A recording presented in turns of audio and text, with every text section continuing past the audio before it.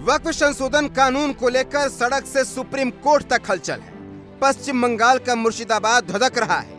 मुर्शिदाबाद में जमकर हिंसा हुई, खून खराबे हुए, पूरे इलाके में बीएसएफ की तैनाती कर दी गई है।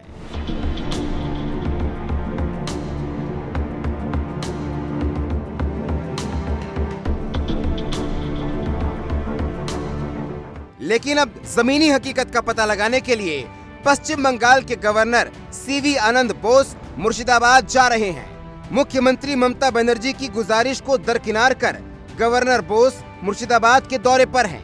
यहाँ वो जमीनी स्थिति का आकलन करेंगे। वो मुर्शिदाबाद में लॉ एंड ऑर्डर का हाल देखेंगे, पीड़ितों से मिलेंगे, उनकी बातें सुनेंगे और हकीकत में क्या हुआ अपनी आंखों से देखेंगे।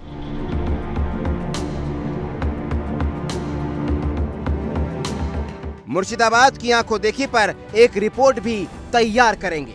लेकिन इसी बीच मुर्शिदाबाद हिंसा को लेकर बंगाल सरकार ने कोलकाता हाई कोर्ट में एक रिपोर्ट पेश की है। इस रिपोर्ट में मुर्शिदाबाद हिंसा को लेकर कई बड़े खुलासे हुए हैं। ममता बनर्जी की सरकार ने हाई कोर्ट में जो रिपोर्ट दाखिल किया है, उसमें कहा गया कि उपद्रवियों ने जानबूझकर हिंदुओं को टारगेट किया था। चाकू छुरी लेके घर में घुस जाके मर रहा है। हम लोग क्या करेंगे, कहाँ जाएंगे हम लोग, बताइए। हम लोग बंगाल सरकार की रिपोर्ट में डेट वाइज हिंसा के बारे में बताया गया है। दोस्तों, इस रिपोर्ट में कहा गया है कि 8 अप्रैल को जंगीरपुर में करीब 8 से 10 हजार की संख्या में भीड़ जुटी और उस दिन के हिंसा में पुलिस की जान लेने की कोशिश की गई। पुलिस अधिकारी से उनकी लोडेड पिस्टल छीन ली गई। वहीं दोस्तों, 11 अप्रैल को रघुनाथगंज और शमशेरगंज में 5-5 हजार लोग जुटे और जमकर उपद्रव मचाया। फिर 12 अप्रैल को उपद्रवियों ने हिंदुओं के घरों को टारगेट किया।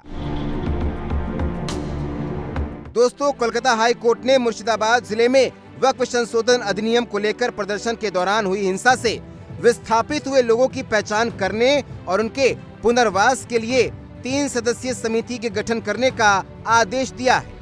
न्यायमूर्ति सोमेन सेन और न्यायमूर्ति राजा बसु चौधरी की खंडपीठ ने कहा कि मुर्शिदाबाद में केंद्रीय सशस्त्र पुलिस बल यानी सीएपएफ की तैनाती के निर्देश के लिए 12 अप्रैल को दिया गया अंतरिम आदेश जारी रहेगा। अदालत ने कहा कि 3 सदस्यीय समिति में राष्ट्रीय मानवाधिकार आयोग, पश्चिम बंगाल मानवाधिकार आयोग, राज्य विधिक सेवा प्राधिकरण के सदस्य सचिव शामिल होंगे।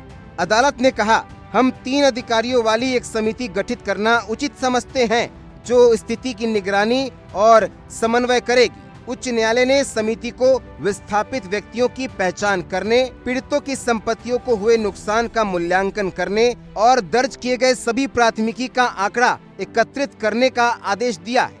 समिति को पीड़ितों द्वारा प्राथमिकी दर्ज कराने में सुविधा प्रदान करने तथा अंतराल अवधि के दौरान विस्थापित व्यक्तियों के कल्याण की निगरानी करने का भी आदेश दिया गया है। राज्य प्रशासन को निर्देश दिया गया है कि वो समिति को सभी आवश्यक बुनियादी ढांचा उपलब्ध कराए ताकि वो अदालत के निर्देश का अनुपालन करे। अदालत ने राज्य सरकार द्वारा गठित समिति और एसआईटी को 15 मई को अगली सुनवाई पर अपनी रिपोर्ट दाखिल करने का आदेश दिया है।